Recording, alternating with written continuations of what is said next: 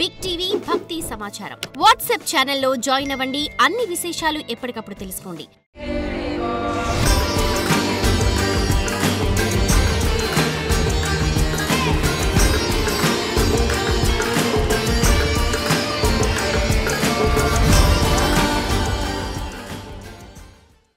అమ్మ మూడవ రోజు గాయత్రీదేవి. మరి అమ్మవారికి గాయత్రీదేవిగా దర్శనం ఇస్తున్నారు కాబట్టి అమ్మవారిని ఏ విధంగా పూజించాలి ఏంటి? గాయత్రీదేవి అండి. గాయత్రీదేవికి ముఖ్యంగా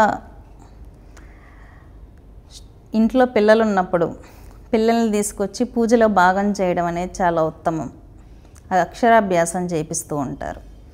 మూడో రోజు నవరాత్రుల్లో మూడో రోజు అక్షరాభ్యాసం చేయించడం చాలా ఉత్తమమైనటువంటి ప్రక్రియ.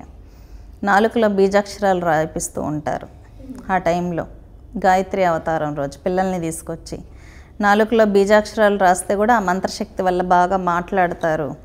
మాటలు రాని వాళ్ళకు కూడా మాటలు వచ్చిన సందర్భాలు ఉన్నాయి.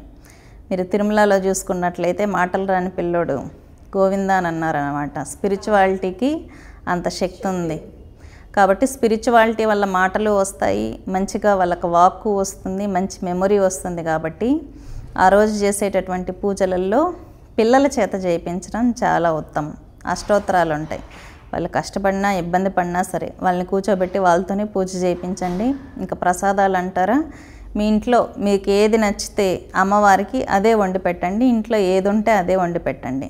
ఇబ్బంది పడిపోయి ఈరోజు ఇదే చేయాలి అని చెప్పి ఇంట్లో గొడవలు పెట్టుకోవాల్సిన అవసరం లేదు. ఏది ఉంటే అమ్మవారికి ఇది పెట్టాలి అని మనసుకు అనిపిస్తే అది ప్రసాదం మడిగట్టుకొని నీట్గా ప్రసాదం చేసి అమ్మవారికి నివేదన చేయడం అనేది మంచిది. గాయత్రీదేవి మామూలుగా ఎక్కువగా బ్రాహ్మణులు ఉపాసన చేస్తూ ఉంటారు. కానీ అమ్మవారిలో సత్వరజ తమో గుణాలు 3 ఉంటాయన్నమాట. ముఖ్యంగా విజయవాడ కనకదుర్గ అమ్మవారికి మూడో రోజు గాయత్రీదేవి అలంకరణ చేస్తూ ఉంటారు.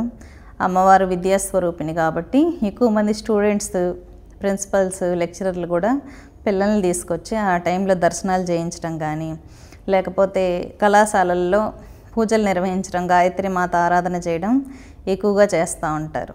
ముఖ్యంగా అమ్మవారు విద్యను ఇవ్వడమే కాకుండా సంహార శక్తి కూడా, శత్రువుని ఈజీగా సంహరించేటటువంటి దేవతలలో గాయత్రి శక్తి చాలా గొప్పది.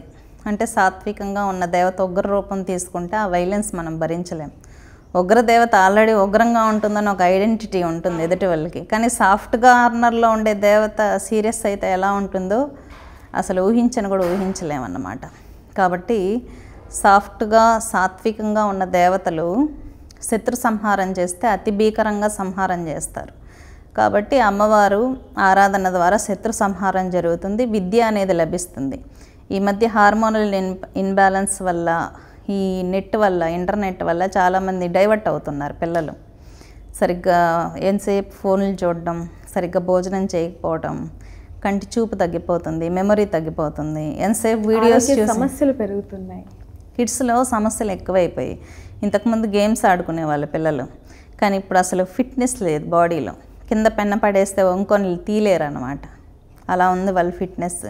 కాబట్టి ఏంటంటే పిల్లలకి మంచి మెమొరీ, జ్ఞాపక శక్తి కానీ, మంచి చూపు, లేకపోతే ఆటిజంతో పుడుతున్నారు ఈ మధ్య. హార్మోనల్ ఇన్బ్యాలెన్స్ వల్ల ఐవీఎఫ్లు చేయించుకుంటున్నారు కదా ఎక్కువ.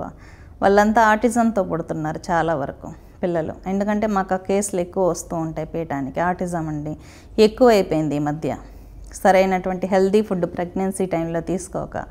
కాబట్టి ఇలాంటి వాళ్ళందరూ ఏంటంటే గాయత్రీదేవిని ఆరాధించడం వల్ల వాళ్ళ పిల్లల భవిష్యత్తు బాగుంటుంది, వాళ్ళు మంచిగా ఎదుగుతారు.